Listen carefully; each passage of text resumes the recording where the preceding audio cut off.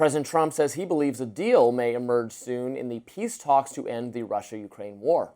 Trump hosted Ukrainian President Volodymyr Zelensky at his Palm Beach, Florida resort on Sunday. Now, during the meeting, Trump acknowledged that the negotiations are complex and could still break down, but that they've made significant progress. Let's take a listen. I think you can say 95%, but I don't like to say percentages. I just think we're doing very well. We could be very close. There are one or two very thorny issues, very tough issues, but I think we're doing very well. We made a lot of progress today. I do believe that we have the makings of a deal. It's good for Ukraine, good for everybody. Very important. There's nothing more important, my opinion. We settled 8 wars, and this was the most difficult one.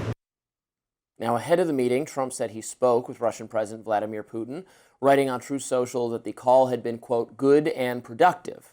Trump and Zelensky discussed a 20-point peace plan which offers concessions to Moscow.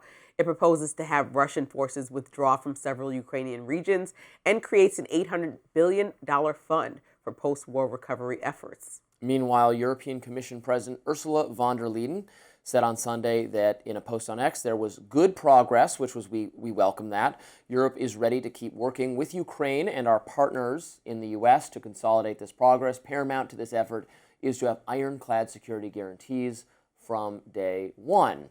I love how Trump says, you could say 95%. I wouldn't say that, but you could say that. He always pulls random numbers. The idea yeah, it was 95% done. I would love it to be 95% done. I support what President Trump is trying to accomplish. I support the peace deal as proposed.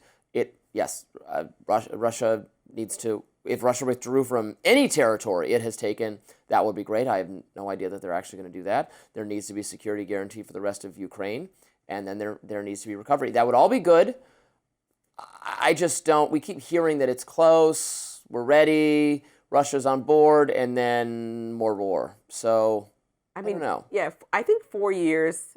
I hope so. You and I go back and forth about this, about what I think that is happening behind the scenes. President Trump keeps saying meetings are going excellent and that he's having great conversations with Russia and moving this forward, and having great conversations with Zelensky and moving it forward, and that he's, feels like both sides are coming to some type of conclusion.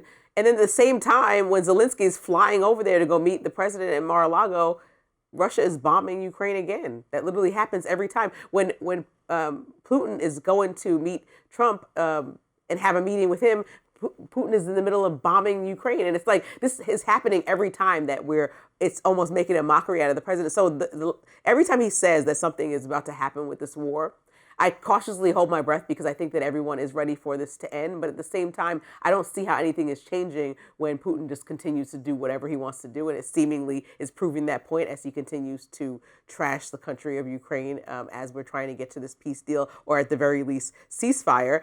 And then there's parts of this plan that are being reported that are the sticky points that President Trump talks about, that are some hard things to push through. Is like the recent talks included not having Ukraine in NATO, but treating them like a NATO ally. Well, this was the exact problem that people say that Biden started dangling over Ukraine, which has caused Russia to even, in their mind, retaliate or act against Ukraine and started this entire war. So what are we doing by saying, we're going to protect you in the same way we protect a NATO country, but not put you in NATO? Well, that's just the same thing as being in NATO. Well, it matters what Russia's response to that is. If they say fine, then okay, then we're all good.